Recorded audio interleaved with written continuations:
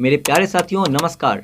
साथियों, टेस्ट को स्टार्ट करने से पहले मेरी आपको एक सलाह है कि आप पेन और पेपर साथ लेकर बैठिए और पूरे धैर्य के साथ प्रत्येक क्वेश्चन को अटेम्प्ट कीजिए। ऐसा करने से आप चेक कर पाएंगे कि आपने जो लास्ट डे पढ़ा है वो आपके दिमाग में कितना है, आपको वो कितना याद है।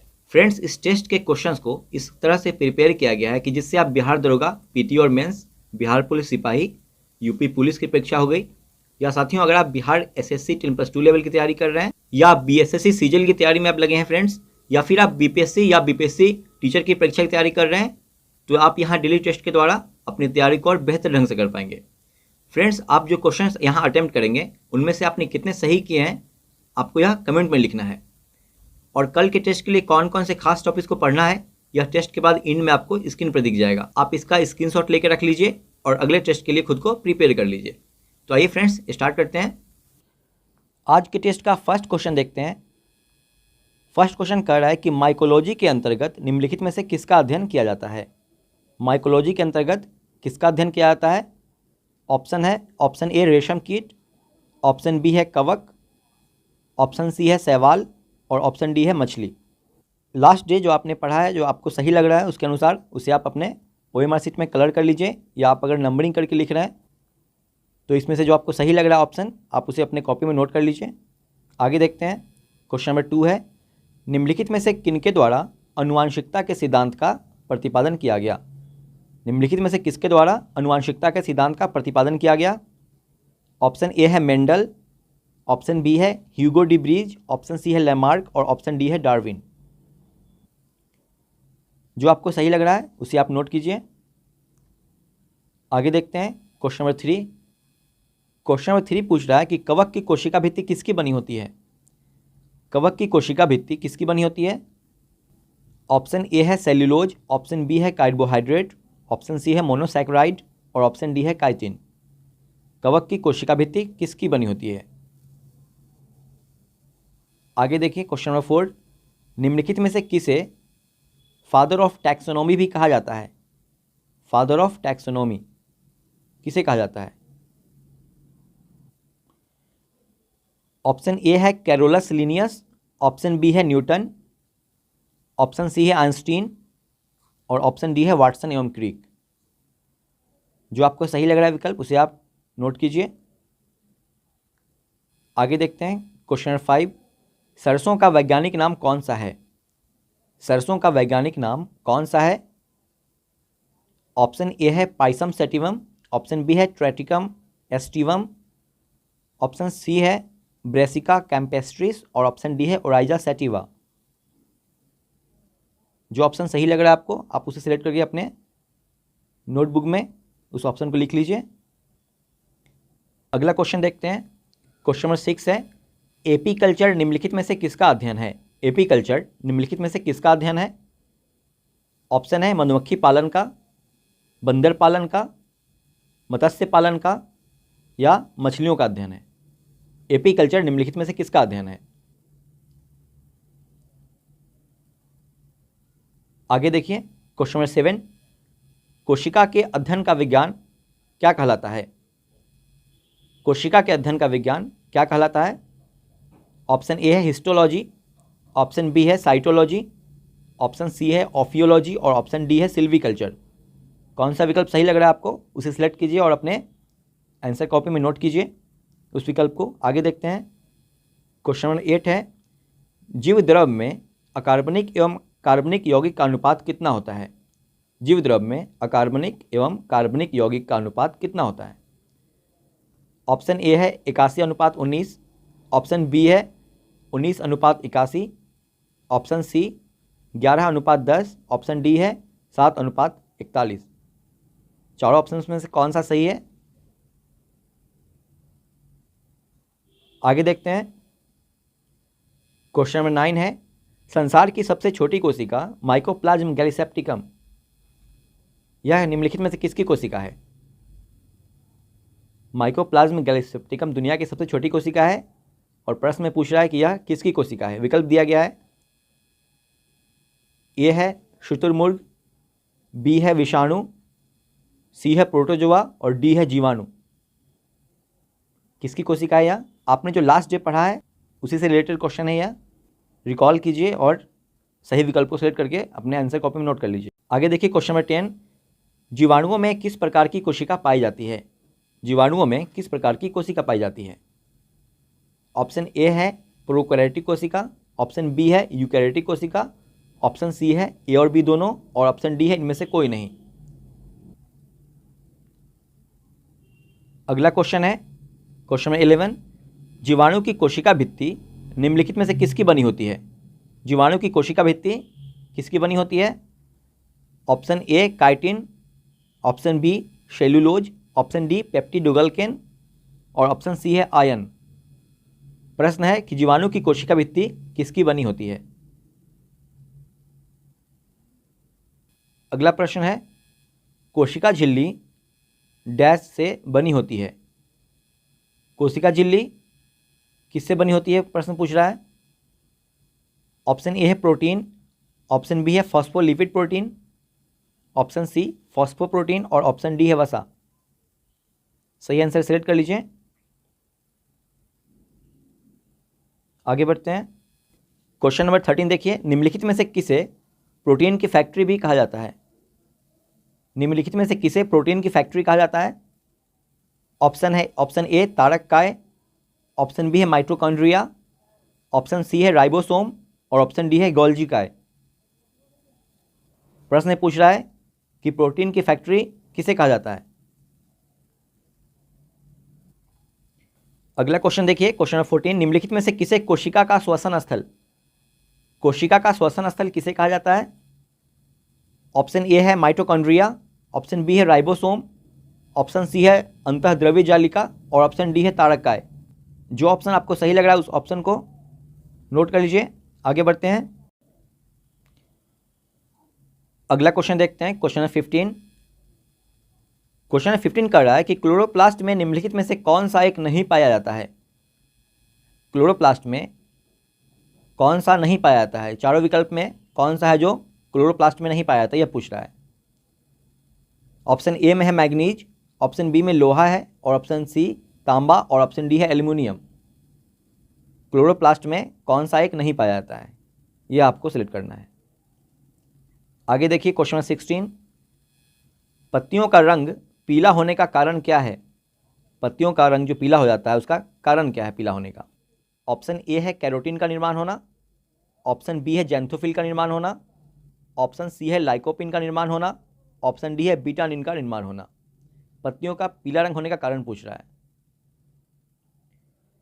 अगला क्वेश्चन देखते हैं क्वेश्चन 17, निम्नलिखित में से वह कौन सा वर्णक है जो वनस्पति को पराबैंगनी किरणों के दुष्प्रभाव से बचाता है?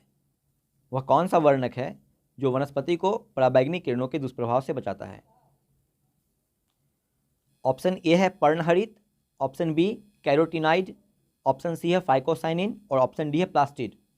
वह कौन सा वर्णक है जो वनस्पति को पराबैंगनी किरणों के दुष्प्रभाव से बचाता है? सही आंसर को सिलेक्ट कीजिए। आगे बढ़ते हैं क्वेश्चन नंबर 18 देखिए, पादप कोशिका के संबंध में कौन सा कथन सत्य नहीं है? पादप कोशिका के संबंध में कौन सा कथन सत्य नहीं है? ऑप्शन है इसमें कोशिका भित्ति पाई जाती है, ऑप्शन बी है इसमें लवक पाई जाती है, ऑप्शन सी तारककाय अनुपस्थित रहता है, ऑप्शन डी है इसका आकार लगभग वृत्ताकार होता है। कौन सा कथन सत्य नहीं है पादप कोशिका के संबंध में, उसे सिलेक्ट कर लीजिए आप।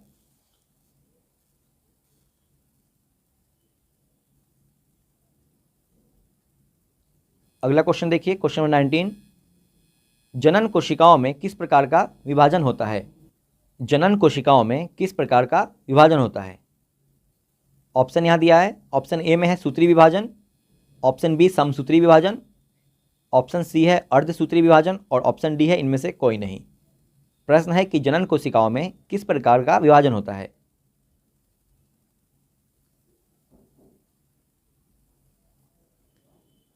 आगे देखते हैं क्वेश्चन नंबर 20, निम्नलिखित में से किसने केंद्रक कला की खोज की? निम्नलिखित में से वे कौन थे जिन्होंने केंद्रक कला की खोज की? प्रश्न यह पूछ रहा है। ऑप्शन है यहाँ पर, option A Hertwig, option B Palade, option C है होमफिस्टर और ऑप्शन डी है फ्लेमिंग। फ्रेंड्स, जो सारे प्रश्न आप देख रहे हैं ये सारे प्रश्न कल के होमवर्क से रिलेटेड हैं। अगर आपने उसको ढंग से पढ़ा होगा, सही से याद किया होगा, तो आपको याद आ जाएगा। प्रश्न पूछ रहा है कि किसने केंद्रक कला की खोज की। आगे बढ़ते हैं, क्वेश्चन 21 देखिए। वर्तमान में राज्यसभा के सभापति कौन है? वर्तमान में राज्यसभा के सभापति कौन है? ऑप्शन है प्रमोद चंद्र मोदी, ऑप्शन बी है Jagdeep Dhankhar, option C Utpal Kumar Singh, option D है अधीर रंजन चौधरी। जो आपको सही लग रहा है विकल्प उसे आप सिलेक्ट कर लीजिए। आगे बढ़ते हैं, क्वेश्चन नंबर 22 है, कुडनकुलम परमाणु संयंत्र के विस्तार के लिए भारत और निम्नलिखित में से किस देश के बीच समझौता हुआ है? कुडनकुलम परमाणु संयंत्र के विस्तार के लिए भारत और निम्नलिखित में से किस देश के बीच समझौता हुआ है? ऑप्शन ए में दिया है Australia, option B Canada, option C रूस और ऑप्शन डी में है ब्रिटेन। आगे देखते हैं, क्वेश्चन नंबर 23 है, जलवायु परिवर्तन प्रदर्शन सूचकांक 2024 में भारत कौन से स्थान पर है? जलवायु परिवर्तन प्रदर्शन सूचकांक 2024 में भारत कौन से स्थान पर है? विकल्प दिया है यहाँ। विकल्प ए में है 7वें स्थान पे, ऑप्शन बी है 11वें स्थान पे, ऑप्शन सी 64वें स्थान पे और ऑप्शन डी दिया है 42वें स्थान पे। यह करंट का प्रश्न है फ्रेंड्स कि जलवायु परिवर्तन प्रदर्शन सूचकांक में भारत कौन से स्थान पर है। अगला क्वेश्चन देखते हैं 24, भारत और किस देश के बीच अल मोहद अल हिंदी 2023 नौसेना अभ्यास आयोजित किया गया है? भारत और किस देश के बीच अल मोहद अल हिंदी 2023 नौसेना अभ्यास आयोजित किया गया? ऑप्शन यहाँ दिया है। ऑप्शन ए में है Fiji, option B Italy, option C Oman और ऑप्शन डी में है सऊदी अरब। कौन सा नौसैनिक अभ्यास है? अल मोहद अल हिंदी 2023। ठीक है फ्रेंड्स, आगे देखते हैं। अगला प्रश्न है, वर्धा वन्यजीव अभयारण्य एशियाई शेरों का दूसरा घर बनेगा, यह कहाँ है? वर्धा वन्यजीव अभयारण्य जो एशियाई शेरों का दूसरा घर बनेगा, यह कहाँ है? ऑप्शन ए है Gujarat, option B Assam, option D Odisha और ऑप्शन डी है राजस्थान। सही उत्तर को सिलेक्ट कर लीजिए। आगे बढ़ते हैं, क्वेश्चन नंबर 26 देखते हैं। यह रीजनिंग का प्रश्न है। आपको देखना है कि जो संबंध इन दोनों में है, कोयला और उष्मा में, वो संबंध मोम और विकल्प में दिए गए चारों ऑप्शंस में से किस में होगा।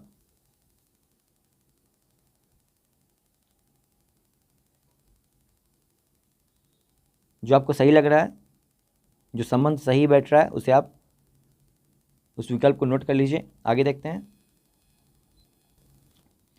अगला प्रश्न 27 है। यह भी रीजनिंग का प्रश्न है। देखिए यहाँ पर लिखा है कि PUT अनुपात का सिंबल और फिर QVU लिखा है।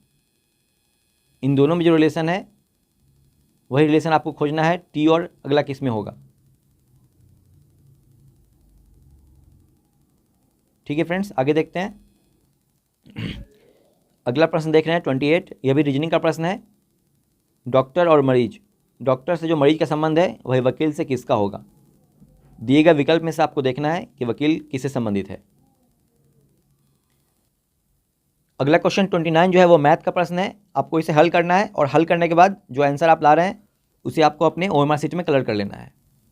क्वेश्चन नंबर 30 है, वह भी मैथ का प्रश्न है। आपको इसे भी हल करना है और जो आपका आंसर आता है उसे आप सिलेक्ट करके अपने आंसर कॉपी में नोट कर लीजिए।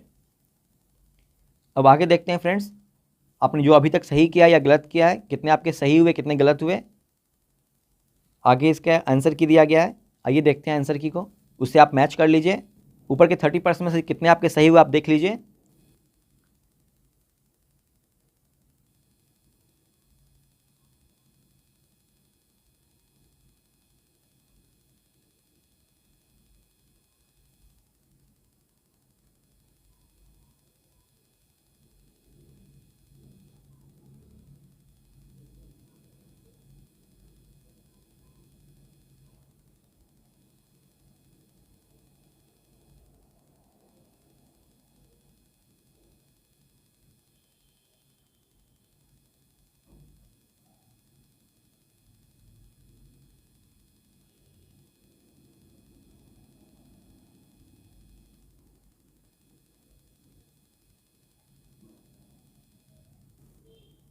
आंसर की से मैच करने के बाद आपको फ्रेंड्स बताना है कि आपने कितने क्वेश्चन सही किए हैं और कितने गलत हुए हैं आपके, आपको ये कमेंट करना है।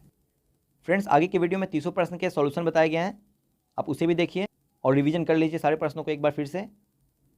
तो आइए फ्रेंड्स आज के सारे 30 प्रश्न का सॉल्यूशन देखते हैं।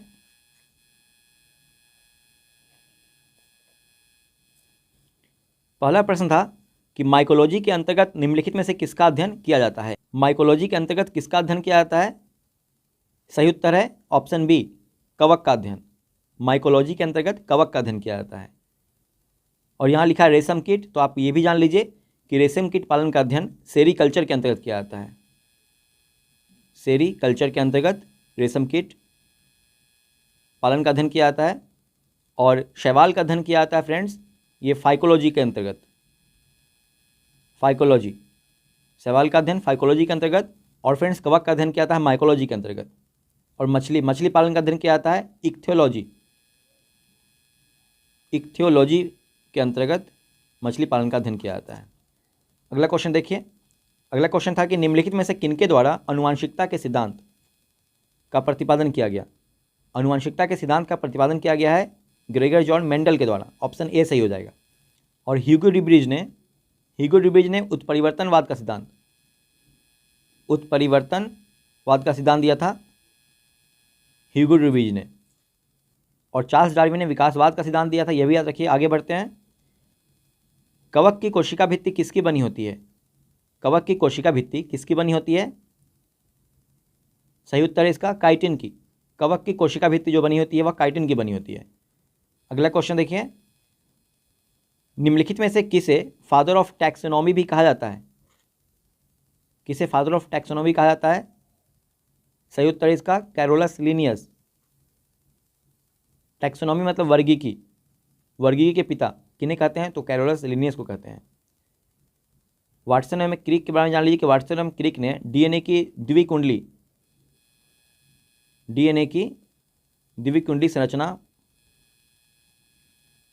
द्विकुंडली संरचना प्रस्तुत किया था वाटसन एवं क्रिक ने डीएनए का।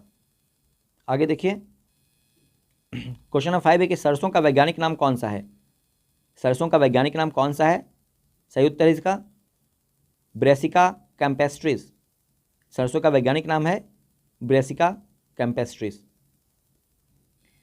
अगला क्वेश्चन एपीकल्चर निम्नलिखित में से किसका अध्ययन है? एपीकल्चर किसका अध्ययन है? तो एपीकल्चर है फ्रेंड्स मधुमक्खी पालन का अध्ययन। ऑप्शन ए, एपीकल्चर मधुमक्खी पालन का अध्ययन है। अगला क्वेश्चन है क्वेश्चन 7, कोशिका के अध्ययन का विज्ञान क्या कहलाता है? कोशिका के अध्ययन का जो विज्ञान है वह क्या कहलाता है? वह कहलाता है साइटोलॉजी। कोशिका का अध्ययन करते हैं विज्ञान की एक शाखा, उसका नाम है साइटोलॉजी के अंतर्गत। और हिस्टोलॉजी के अंतर्गत अध्ययन किया जाता है उत्तकों यानी टिश्यू का अध्ययन किया जाता है हिस्टोलॉजी के अंतर्गत। ऑफियोलॉजी के अंतर्गत सांपों का अध्ययन किया जाता है। और सिल्वी कल्चर के अंतर्गत कास्टीय पेड़ों का अध्ययन किया जाता है। आगे देखिए क्वेश्चन 8, जीव द्रव में अकार्बनिक एवं कार्बनिक यौगिक का अनुपात कितना होता है? सही विकल्प है इसका 81:19। Option A. अगला क्वेश्चन, संसार की सबसे छोटी कोशिका माइकोप्लाज्म गैलीसेप्टिकम। संसार की सबसे छोटी कोशिका माइकोप्लाज्म गैलीसेप्टिकम है। यह निम्नलिखित में से किसकी कोशिका पूछ रहा था? तो इसका सही उत्तर है जीवाणु। माइकोप्लाज्म गैलीसेप्टिकम यह जीवाणु की कोशिका है। अगला क्वेश्चन देखिए फ्रेंड्स, क्वेश्चन नंबर 10, जीवाणुओं में किस प्रकार की कोशिका पाई जाती है? जीवाणुओं में किस प्रकार की कोशिका पाई जाती है? सही उत्तर है इसका ऑप्शन ए, प्रोकैरियोटिक प्रकार की। जीवाणुओं में जो कोशिका पाई जाती है उसका प्रकार प्रोकैरियोटिक होता है। ऑप्शन ए। अगला क्वेश्चन देखिए क्वेश्चन 11, जीवाणुओं की कोशिका भित्ति निम्नलिखित में से किसकी बनी होती है? जीवाणु की कोशिका भित्ति निम्नलिखित में से किसकी बनी होती है? सही उत्तर है इसका ऑप्शन सी, पेप्टिडोग्लाइकेन। जीवाणु की कोशिका भित्ति पेप्टिडोग्लाइकेन की बनी होती है। ऑप्शन सी सही है। अगला क्वेश्चन देखिए क्वेश्चन 12। अगला क्वेश्चन है 13, निम्नलिखित में से किसे प्रोटीन की फैक्ट्री भी कहा जाता है? प्रोटीन की फैक्ट्री पूछ रहा है, किसे कहते हैं? तो प्रोटीन फैक्ट्री कहा जाता है राइबोसोम को। Option C. अगला क्वेश्चन है 14, निम्नलिखित में से किसे कोशिका का श्वसन स्थल किसे कहते हैं? सही उत्तर है इसका माइटोकॉन्ड्रिया। माइटोकॉन्ड्रिया को कोशिका का श्वसन स्थल भी कहते हैं। ऑप्शन ए सही हो जाएगा इसमें। अगला क्वेश्चन देखिए 15, क्लोरोप्लास्ट में निम्नलिखित में से कौन सा एक नहीं पाया जाता है। पूछ रहा है कि क्लोरोप्लास्ट में कौन सा नहीं पाया जाता है। तो क्लोरोप्लास्ट में नहीं पाया जाता है वह है एल्युमिनियम। बाकी तीनों मैग्नीज, लोहा और तांबा ये क्लोरोप्लास्ट के अंतर्गत पाए जाते हैं। एक जो नहीं पाया जाता है वह है एल्युमिनियम। और प्रश्न में पूछ रहा था कि क्लोरोप्लास्ट में निम्नलिखित में से कौन सा एक नहीं पाया जाता है, तो वह एल्युमिनियम नहीं पाया जाता है। अगला क्वेश्चन है पत्तियों का रंग पीला होने का कारण क्या है। पत्तियों का रंग जो पीला हो जाता है उसका कारण क्या है। सही उत्तर है इसका ऑप्शन ए कैरोटीन का निर्माण होना। पत्तियों में कैरोटीन का निर्माण होने के कारण पत्तियों का रंग पीला हो जाता है। ऑप्शन ए सही हो जाएगा इसका। अगला क्वेश्चन देखिए निम्नलिखित में से वह कौन सा वर्णक है जो वनस्पति को पराबैंगनी किरणों के दुष्प्रभाव से बचाता है। वह कौन सा वर्णक है जो वनस्पति को पराबैंगनी किरणों के दुष्प्रभाव से बचाता है। तो वह वर्णक है phycocyanin. Phycocyanin option C. Next देखिए पादप कोशिका के संबंध में कौन सा कथन सत्य नहीं है। हमेशा ऐसे प्रश्नों में फ्रेंड्स सावधानी बरतने की जरूरत पड़ती है। कई बार यह नहीं स्टूडेंट को नहीं दिखता है, वो ये पढ़ते हैं पादप कोशिका के संबंध में कौन सा कथन सत्य है। तो हड़बड़ाहट में नहीं, आराम से इसको देखेंगे। इस प्रकार के क्वेश्चन को क्वेश्चन पूछ रहा है कि पादप कोशिका के संबंध में कौन सा सत्य नहीं है पूछ रहा है। तो चारों ऑप्शन को पढ़ेंगे पहले आराम से। पहला ऑप्शन है कि इसमें कोशिका भित्ति पाई जाती है, यह सही है। और दूसरा ऑप्शन है इसमें लवक पाया जाता है, यह भी सही है। तारककाय अनुपस्थित रहता है, यह भी सही है। इसका आकार लगभग वृत्ताकार होता है, यह गलत है। इसलिए प्रश्न के अनुसार ऑप्शन डी को सिलेक्ट कर लेंगे, क्योंकि पूछ रहा था कि पादप कोशिका के संबंध में कौन सा सत्य नहीं है पूछ रहा था। ठीक है फ्रेंड्स, आगे देखिए क्वेश्चन 19, जनन कोशिका किस प्रकार का विभाजन होता है। जनन कोशिकाओं में किस प्रकार का विभाजन होता है यह पूछ रहा है प्रश्न में। तो सही उत्तर इसका ऑप्शन सी अर्धसूत्री विभाजन। जनन कोशिकाओं में अर्धसूत्री विभाजन होता है। आगे देखिए निम्नलिखित में से किसने केंद्रक कला की खोज की। तो उनका नाम बताना है जिसने केंद्रक कला की खोज की है। सही उत्तर इसका हर्टविग। केंद्रक कला की खोज हर्टविग ने की थी। अगला क्वेश्चन देखिए फ्रेंड्स, अगला क्वेश्चन पूछ रहा है कि वर्तमान में राज्यसभा के सभापति कौन है। राज्यसभा के सभापति कौन है पूछ रहा है, यानी कि उपराष्ट्रपति का पूछ रहा है कौन है अभी। सही उत्तर है इसका उपराष्ट्रपति हैं अभी जगदीप धनखड़। राज्यसभा को उच्च सदन कहते हैं। राज्यसभा को उच्च सदन कहते हैं फ्रेंड्स। संसद का उच्च सदन कहलाता है राज्यसभा। और राज्यसभा का गठन हुआ था 3 अप्रैल 1952 को। 3 अप्रैल 1952 को गठन हुआ था राज्यसभा का। और वर्तमान में राज्यसभा के जो सदस्यों की संख्या है वह 245 है। जो अधिकतम हो सकती है 250, लेकिन वर्तमान में 245 है। आगे देखते हैं कुडनकुलम परमाणु संयंत्र के विस्तार के लिए भारत और किस देश के बीच समझौता हुआ है। कुडनकुलम परमाणु संयंत्र के विस्तार के लिए भारत और किस देश के बीच समझौता हुआ है। सही उत्तर इसका ऑप्शन सी भारत और रूस के बीच। अगला क्वेश्चन देखिए 23, जलवायु परिवर्तन प्रदर्शन सूचकांक 2024 में भारत कौन से स्थान पर रहा है। जलवायु परिवर्तन प्रदर्शन सूचकांक 24 में भारत कौन से स्थान पर है। तो इसमें भारत जो है वह है 7वें स्थान पे। सही उत्तर है 7वां स्थान। आगे देखिए क्वेश्चन नंबर 24, भारत और किस देश के बीच अल मोहद अल हिंदी 2023 नौसैनिक अभ्यास आयोजित किया गया। भारत और किस देश के बीच हुआ यह। तो फ्रेंड्स यह हुआ है भारत और सऊदी अरब के बीच। अल मोहद अल हिंदी भारत और सऊदी अरब के बीच हुआ। अगला क्वेश्चन देखिए 25, वर्धा वन्यजीव अभयारण्य एशियाई शेरों का दूसरा घर बनेगा, यह कहाँ है। पूछ रहा है कि वर्धा वन्यजीव अभयारण्य कहाँ स्थित है। तो फ्रेंड्स यह स्थित है गुजरात में। अगला क्वेश्चन है 26, यह रीजनिंग का प्रश्न है फ्रेंड्स। आपको ये संबंध बताना है जो कोयला और उष्मा के बीच संबंध है, वही मोम और विकल्प में से किसके बीच होगा। सही उत्तर है इसका ऑप्शन सी प्रकाश। अगला क्वेश्चन देखते हैं 27, इन दोनों के बीच जो संबंध है वही टी और किसके बीच होगा विकल्प में दिए गए विकल्प में से। सही उत्तर है, आप हल करेंगे तो पाएंगे, इसका सही उत्तर है ऑप्शन सी। अगला क्वेश्चन 28 देखिए, डॉक्टर मरीज और वही संबंध वकील का किससे है। सही उत्तर है इसका मुवक्किल। अगला प्रश्न जो है वो मैथ का प्रश्न है, आप हल करेंगे तो पाएंगे कि आपका उत्तर आ रहा है 2√5 ऑप्शन बी। अगला क्वेश्चन भी मैथ का प्रश्न है और इसे आप हल करेंगे तो पाएंगे कि आपका आ रहा है -3 ऑप्शन बी। फ्रेंड्स आगे कल का होमवर्क दिया गया है, उसे आप स्क्रीनशॉट लेकर रख लीजिए और कल के टेस्ट के लिए खुद को प्रिपेयर कर लीजिए।